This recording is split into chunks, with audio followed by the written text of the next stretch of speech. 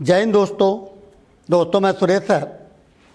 दोस्तों, संविधान के आज मुख्य अनुच्छेद लेकर हम आए हैं।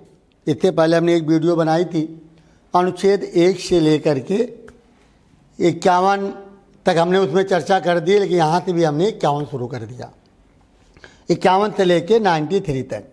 तो चलिए दोस्तों, हम लोग आ जाते हैं अनुच्छेद 51। हमने नेक्स्ट वीडियो में भेजा था, यहाँ भी 51 बता दें। ये नीति निर्देशक तत्व का है, अंतर्राष्ट्रीय स्तर पर शांति एवं सुरक्षा बनाए रखना। तो दोस्तों, हमारा अगला पॉइंट आ जाता है अनुच्छेद 51 का, तो मूल कर्तव्य है। तो दोस्तों, मैं आपको बता दें, जो हमारे देश का संविधान बना तो मूल कर्तव्य भारतीय संविधान में नहीं था। जब भारतीय संविधान का 42वां संशोधन किया गया 1976 में, तो स्वर्ण सिंह समिति के सुझाव पर मूल कर्तव्य को रखा गया। जब लिया गया तो मूल कर्तव्य 10 थे, किंतु जब 86 संशोधन 2003 में किया गया तो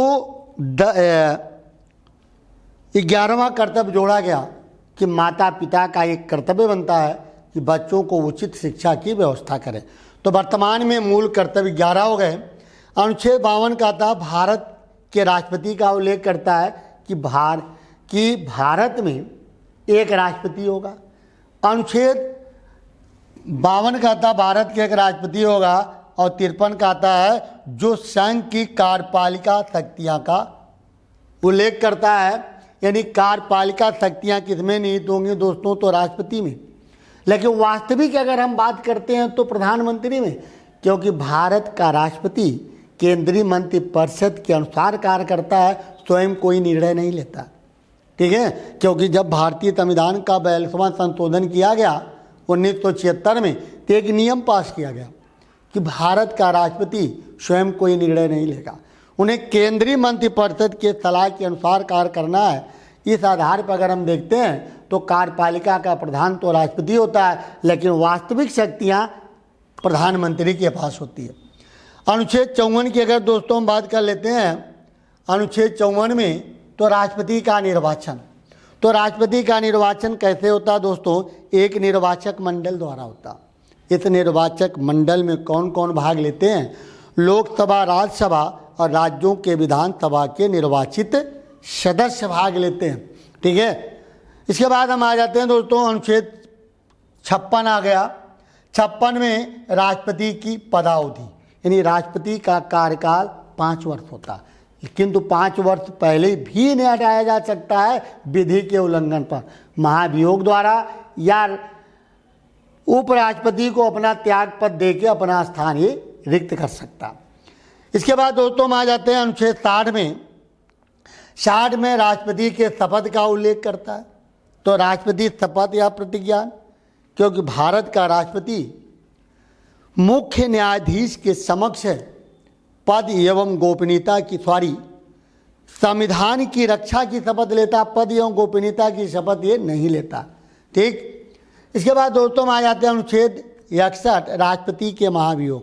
हमने अभी आपसे चर्चा किया था कि यदि भारत के राष्ट्रपति ने विधि का उल्लंघन किया है तो इन्हें इनके पद से हटाने के लिए महाभियोग लाया जाता। महाभियोग कहाँ लाया जाता है दोस्तों? संसद के 2 सदन हैं, लोकसभा, राज्यसभा, दोनों में से किसी में भी महाभियोग लाया जा सकता। जिस सदन में महाभियोग की शुरुआत होगी उस सदन के कुल सदस्य संख्या का 1/4 सदस्य उपस्थित होना जरूरी है, और उपस्थित का 2/3 सदस्य यदि महाभियोग के पक्ष में है तो महाभियोग माना जाएगा, अन्यथा नहीं। और 14 दिन पहले राष्ट्रपति को सूचित करना जरूरी है। अगर प्रथम सदन में पास हो जाता है तो दूसरे सदन में ये जरूरी नहीं है कि कितने उपस्थित हों, जितने भी उपस्थित हैं उसका 2/3 सदस्य यदि महाभियोग के पक्ष में है तो महाभियोग माना जाएगा, अन्यथा नहीं। इसके बाद दोस्तों हम आ जाते हैं अनुच्छेद 63। अनुच्छेद 63 भारत के उपराष्ट्रपति का उल्लेख करता है दोस्तों कि भारत का एक उपराष्ट्रपति होगा। और अनुच्छेद 64 का आता है दोस्तों कि उपराष्ट्रपति क्या है? उपराष्ट्रपति राज्यसभा का पदेन सभापति होगा। इसके बाद बच्चों हम आ जाते हैं अनुच्छेद 72 में आ गया। और 72 में थोड़ा सा हम चर्चा कर लेते हैं। अनुच्छेद 65 में क्या है? अनुच्छेद 65 में दोस्तों कि राष्ट्रपति की अनुपस्थिति में उपराष्ट्रपति राष्ट्रपति के कार्यभार को देखता। अगर हम अनुच्छेद 66 की बात करते हैं दोस्तों तो राष्ट्रपति उपराष्ट्रपति की निर्वाचन और योग्यता है। तो उपराष्ट्रपति का निर्वाचन कैसे होता है, तो उपराष्ट्रपति निर्वाचन में विधानसभा भाग नहीं लेती, केवल लोकसभा राज्यसभा के सभी सदस्यों द्वारा उपराष्ट्रपति का चुनाव होता है। अब दोस्तों अनुच्छेद 72 कहता है राष्ट्रपति के क्षमा संबंधी अधिकार। यदि सुप्रीम कोर्ट ने किसी व्यक्ति को मृत्यु दंडादेश जारी कर दिया तो उसे कम करने, उसे माफ़ करने का अधिकार किसे दिया गया दोस्तों, तो राष्ट्रपति को। इसके बाद हम आ जाते 73 में संघ की कार्यपालिका का विस्तार, 74 में मंत्रिपरिषद का उल्लेख करता। दोस्तों अनुच्छेद 74 कहता है कि राष्ट्रपति के सहयोग और सलाह देने के लिए एक मंत्रिपरिषद होगी जिसका प्रधान भारत का प्रधानमंत्री होगा। अनुच्छेद 74(a) की अगर हम बात करते हैं तो अनुच्छेद 74(a) कहता है कि भारत का राष्ट्रपति केंद्रीय मंत्रिपरिषद के अनुसार कार्य करेगा, अर्थात स्वयं कोई निर्णय नहीं लेगा। यह प्रावधान जब भारतीय संविधान का 42वां संशोधन किया गया तो नियम बनाया गया था। ठीक है, इसके बाद अनुच्छेद 75 में हम आ जाते हैं भाई। तो अनुच्छेद 75 का लिखा, 75 में क्या कहता है दोस्तों, मैं आपको बता दें।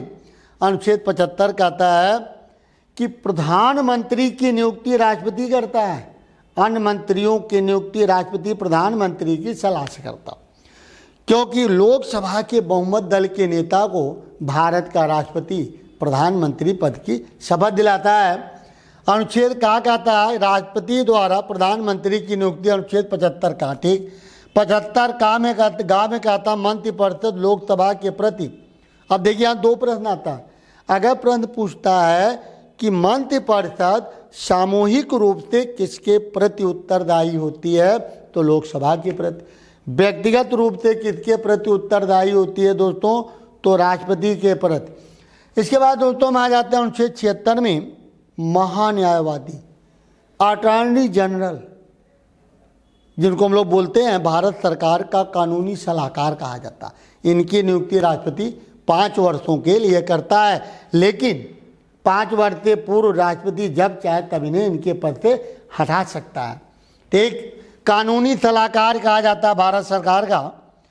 अनुच्छेद 79 कहता है कि संघ के लिए एक संसद होगी जो लोकसभा राज्यसभा और राष्ट्रपति से मिलकर बनेगी।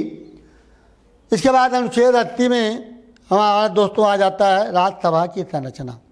तो दोस्तों राज्यसभा में अधिकतम 250 सदस्य हो सकते हैं, जिसमें 12 राष्ट्रपति द्वारा मनोनीत किए जाते हैं। अब 12 निकल गए तो 238 सदस्य जो बचे ये राज्यों के विधानसभा के सदस्यों द्वारा इनका चुनाव होता है। और दोस्तों इसमें जनता भाग नहीं लेती। राज्यसभा एक परमानेंट सदन है, अर्थात कभी विघटित नहीं होती, इसका कोई कार्यकाल नहीं होता। इनके सदस्यों का कार्यकाल 6 वर्ष होता है दोस्तों। अब हम आ जाते हैं 81 में लोकसभा की संरचना।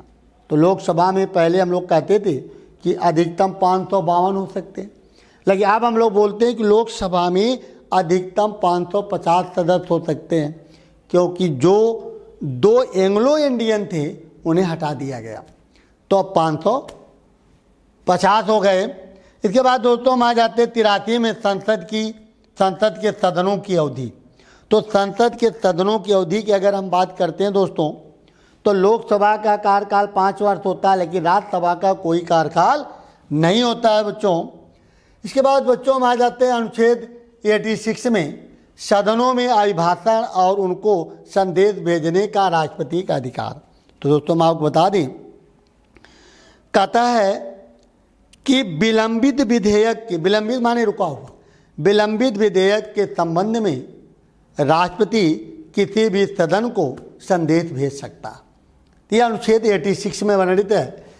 87 कहता है राष्ट्रपति के विशेष अभिभाषण। तो राष्ट्रपति कब अभिभाषण करता है, जब वर्ष का नया सत्र शुरू होता है तब, या प्रारंभ में अंतिम में, या संयुक्त रूप से जब राष्ट्रपति चाहे तो सदन को संबोधित कर सकता, या जब नई लोकसभा का गठन होता तब यदि राष्ट्रपति चाहे तो सदन को संबोधित कर सकता है। दोस्तों 89 में कहता है राज्यसभा के सभापति और उपसभापति। तो दोस्तों मैं आपको बता दें, उपराष्ट्रपति राज्यसभा का सभापति होता है और राज्यसभा के सदस्य यथाशीघ्र अपने सदस्यों में से एक उपसभापति का चयन करते हैं। जब जब ये पद रिक्त होता है तब एक अन्य सदस्य को उपसभापति बनाया जाता है। 93 की अगर हम बात करते हैं दोस्तों, तो लोकसभा के पदाधिकारी अध्यक्ष और उपाध्यक्ष, तो अध्यक्ष उपाध्यक्ष दोस्तों बनाए कैसे जाते हैं, कहता लोकसभा सदस्य यथाशीघ्र अपने सदस्यों में से एक अध्यक्ष दूसरा उपाध्यक्ष का चयन करते हैं, चुनाव नहीं करते, चयन करते हैं। ठीक है भाई, तो चयन किया जाता है। तो चलिए दोस्तों 93 अनुच्छेद तक हमने जो मुख्य अनुच्छेद थे हमने चर्चा कर दिया। और दोस्तों अगर वीडियो हमारी पसंद अगर आप लोग आती ज़रूर शेयर कीजिए, लाइक कीजिएगा। तो चलिए दोस्तों हम अगली वीडियो में फिर मिलेंगे, तब तक के लिए जय हिंद जय भारत।